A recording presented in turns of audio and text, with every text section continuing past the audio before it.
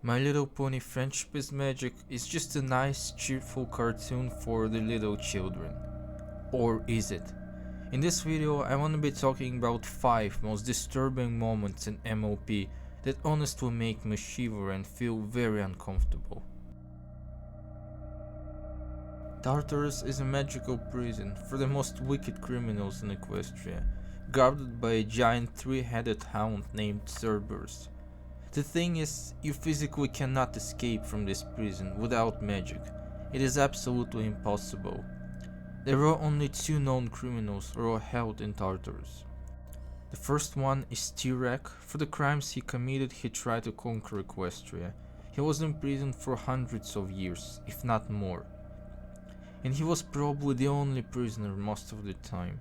Imagine being held in a small cage for centuries. You can't go anywhere, you can barely walk because your cell is too small. You are all alone, you have no one to talk to, and your only companion is Cerberus. And this imprisonment of yours lasts for ages. It doesn't seem like T-Rex was about to be forgiven by Celestia and released from his prison. It makes enough sense because he is too dangerous and too untrustworthy to be freed.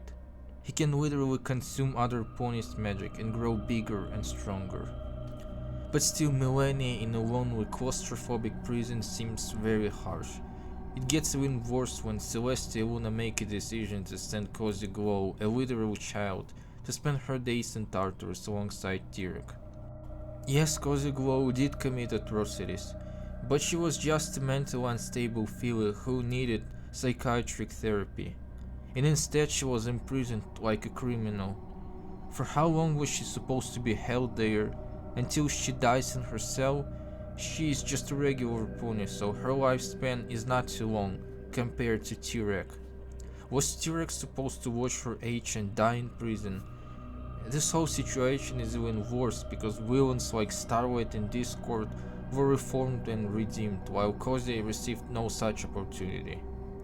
Maybe she needed love and compassion, but instead she got an awful punishment that would have turned her even more insane. If you think Tartarus is bad, yes, it is bad enough. However, there is punishment that is even worse than that. That is being turned into stone.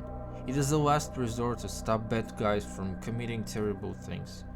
Discord, for example. There is probably no prison that would contain him, because he is a creature of chaos and can literally control reality.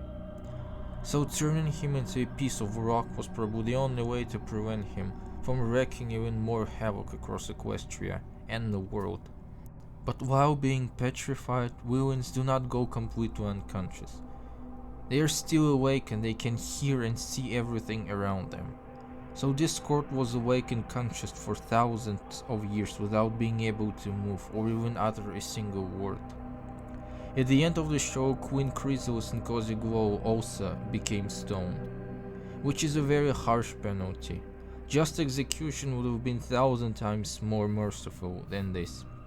Can you imagine not being able to move or even die for as long as your executors would like to keep you like this? Cozy Glow appears for the second time in our list. Equestria seems to have huge problems with treating mental health issues. Because Cozy Glow needed therapy, she was still a young filly.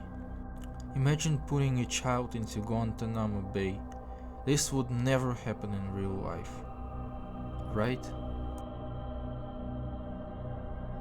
King Sombra is infamous for many atrocities that he committed. And the worst is undoubtedly building an empire of slaves. He literally turned each and every pony who lived in the Crystal Empire under his regime into his personal army of magically controlled slaves. Hundreds of thousands, if not millions of ponies suffered under Sombra's iron hoof. And even after thousands of years of his banishment, the shadow of King Sombra still haunted ponies of the Crystal Empire. When Sombra returned again, the main characters managed to hold him back and then defeat once again. But if he wasn't defeated, he would have waged a war of conquest on Equestria.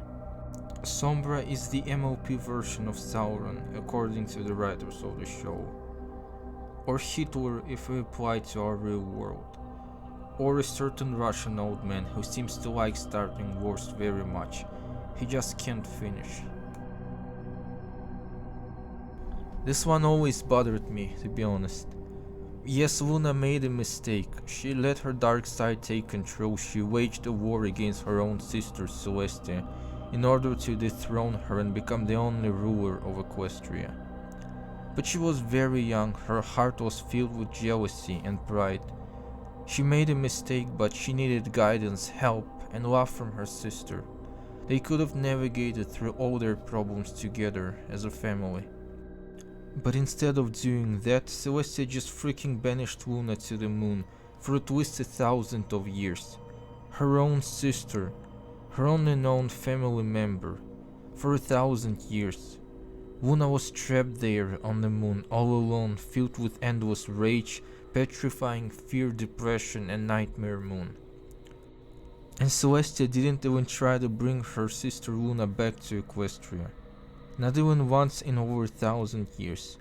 She was trapped in a dark, cold, unfamiliar, and lonesome world, and consumed by her solitude and her inner demons. She did not do anything to deserve such horrible fate. As a matter of fact, none of all previous villains, except for Sombra, deserved their punishment. But both Tyrek and Kozyglo were nobody to Celestia, while Luna was her little sister. After all, Celestia is both a bad ruler and a bad sister. This idea is rather terrifying, honestly. Twilight Sparkle as an Alicorn princess will be living for thousands of years, which means that she will outlive all her friends, almost her entire family, except for Cadence and Florey Heart. She will watch every pony she ever loved, even Spike, slowly aging and dying until they are all gone. Every little moment, every memory that she ever had with her friends will become an ancient past. Twilight might make new friends, obviously, but they will die too, this is inevitable.